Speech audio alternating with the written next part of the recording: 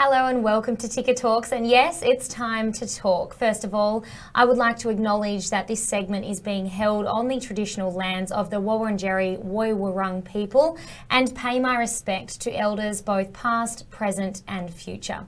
And I'm joined by Director of Polaron Language Services, Eva Hussein, and I believe, Eva, I must congratulate you on your recent award. Tell us about that. Yes, so we were a little bit surprised and a little bit chuffed, but definitely pleased about the award. So this has come from Victorian Multicultural Commission, and it's a business award for people or organisations that have contributed to the development of workforce, I guess, and projects within the refugee space and asylum seeker space. That's an incredible achievement. You must be very, very proud about that. Indeed. I came here as a refugee, so I think for me it was just a recognition of all the hard work that I have done and the company has done, but also the employment that we create, the opportunities that we create for people out there, and also the communications we do in Victoria and Australia for people who may not speak English well or require further support for communication. Incredible. Now let's talk about the miscommunication of the week. What are the key takeaways there? So what you're going to be seeing on the screen in a moment, I think, is why you should not use automated translation tools when the message is really, really important, which is most of the time. So when government, communicate, they should really work with translators, with interpreters and people that, humans, as we are known. So what you're seeing on the screen there is a tweet, actually, that was produced in Myanmar during the visit of the Chinese president, who was called a really bad word because they translated the message through an automated machine translation tool. So do not do that. Heads of state, machine translations, do not mix. It's a no-go. No.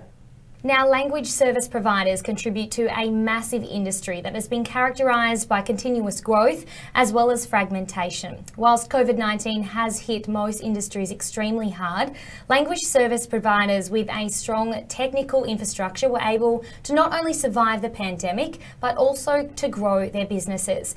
And to discuss this growth and where we need to go next is Christopher D. Pasquale from Polaron Language Services and also Sarah Hickey from Nimdzi Marketing, and welcome to the show, both of you. Thanks. Now, Thank you so much. Hello, Sarah. Welcome. Thanks for your time. Now, Sarah, I'm going to start with you. Nimdzi means knowledge in the Fonte dialect of Ghana, and your company employs geeks as well as contradictarians and fearless creatives. What sort of challenges do you solve? Just tell us a little bit about that.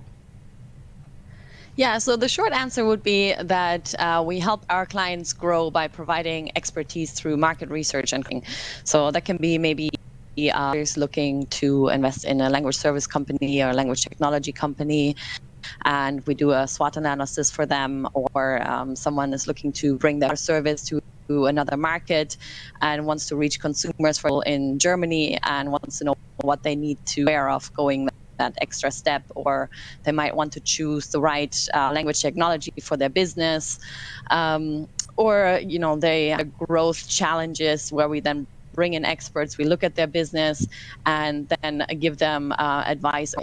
So we do a whole range of things. We have an e-learning platform as well that was launched recently, and everything to do with language services, but beyond that, looking at the cultural side and international markets. Yeah, incredible. And Christopher, I understand you're a new recruit to the language services industry, having recently completed your master's degree in translation and also interpreting. That's great, super exciting. Now, how has university prepared you for your new role at Polaron? Yeah, good question. I mean, it's prepared me massively, I think. I should take an opportunity to give a shout out to my course, Monash University, the Master of Interpreting and Translation program there.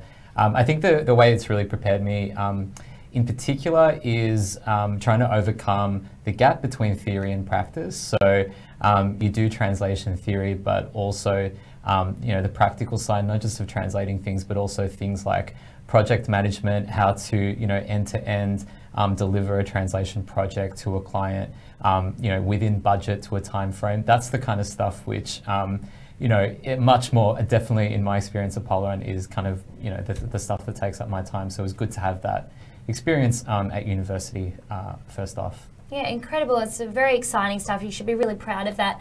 Sarah, the global language services industry is worth over $50 billion annually and employs around 1 million translators, interpreters and project managers. I mean, it's a massive market that is continuing to grow, but still seems to be fragmented in some ways. What do you see as the future of the industry?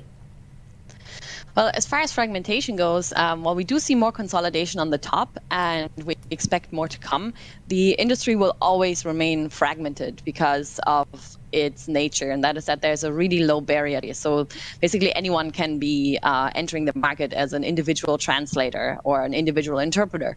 So at least at the bottom and current, there will always be fragmentation, and that's not necessarily a bad thing. As far as developments in the industry go, we foresee that there's going to be a lot more content being created everywhere in all sorts of different industries, especially as people have more access to the internet, especially also on their mobile phones. And as that goes global and people want to reach the individual consumers, that creates the language services. That's the one thing. And then on the other hand, that technology is becoming important. Technology is already important. It's been for a long time. It's become a real driver in the industry as well. Definitely. It's definitely a driver in multiple industries, I think, now. And Christopher, the language industry is continuing to evolve. Post-editing, video translation. What do you think your job will look like in, say, 10 years' time? Well, I mean, definitely, I'm hopeful that I will have a job in the industry in some way. I think there's, there used to be perhaps a fear that with things like machine translation that, the role of translators and people, humans within the workflow would kind of get kind of phased out. But I definitely don't think that's true. I just think that, as Sarah's alluded to, technological changes, technology's always been there. It's becoming more pervasive, and while that might phase out some aspects of translation, it also brings new opportunities. So. Definitely increasingly working with different forms of technology, leveraging that to, to our advantage within the industry. I think that sort of thing is what I would hope to look forward to in the future. Yeah, great. Sarah, with over 300 languages spoken here, Australia is extremely well placed as a global translations hub. Yet we only actually account for about 2% of the industry turnover. What do you think we could be doing better? Well, first of all, we're still conducting a study about the Australian market now, so I don't have the final results. But what I would actually argue is that Australia is already doing a whole lot of things right. So first of all, have a great legal framework set up in that people have the right to receive services in their language, in public settings at least. And already a major advantage, and not something that is given, that doesn't exist in every country. So that is something that already sets a market very well. That being said, I have spoken to different language service providers in Australia, and some of them also mentioned that, for example, the use of technology is as advanced in the language industry in Australia. And so maybe it's picking up, but maybe that could be something that the industry needs to work on a little bit more, also on the government level. But also one thing to point out is that even if it's just 2% or 3%, it's a matter of putting it in relation to the population size. So if you look at that in comparison to the US or Europe, then the percentage is not so bad. Definitely agree with you. Sarah, in your opinion, how do you think the COVID-19 pandemic has impacted the language industry?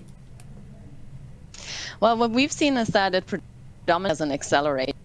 So the ones who were set up very well, for example, for remote work, and whose clients were set up for remote work, they were able to thrive and shot ahead everybody else. But the ones who've been kind of resistant, for example, to remote interpreting or other remote solutions, or didn't have offer a good website presence, well, they were kind of left behind, at least at the beginning, and then scrambling to catch up. And then if you want to know how the different segments were impacted, you kind of need to look at the industries that the language services industry serves. For example, you want to know how the medical sector was impacted, you need to look at that, or the legal sector, you need to look at that, because our industry really touches upon all other industries. But overall, yeah, we've seen it as an accelerator in every sense of the way, and especially also, again, when it comes to technology. Yeah, incredible. Sarah, Hickey, we really appreciate your time from Nimdzi Marketing. Thank you so much. And also to Christopher Di Pasquale from Polaron Language Services. Thank you so much to both of you for your time. And thank you to Eva also for joining us from Polaron. And remember, if you have any questions about how to reach your multicultural audiences, get in touch with the team at Polaron. Contact details are on the screen right now. Thanks for joining us for another episode of Ticker Talks.